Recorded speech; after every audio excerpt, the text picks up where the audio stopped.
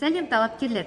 Бүгін 20 маусымда еліміздің барлық жоғарғы оқу орындарында қабылдау комиссиялары өз жұмысын бастады.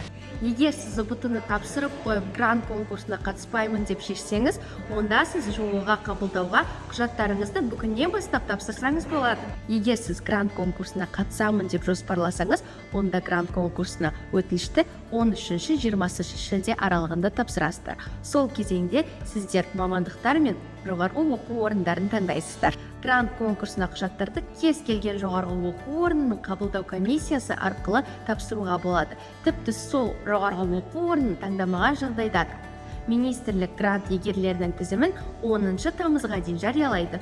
Құжаттар, шығармашылық емтихан, арнаулы емтихан, мамандықтар, оқу шарттары, тағы да басқа қызықтыратын сұрақтарыңыз болса, жоғарғы оқу орнының қабылдау комиссияларына тікелей хабарласуларыңызды сұраймыз. Жоғарғы оқу орындарының тізімі және байланыс нөмірлері біздің сайтымызда және телеграм каналымызда жарияланған. Сәттілік!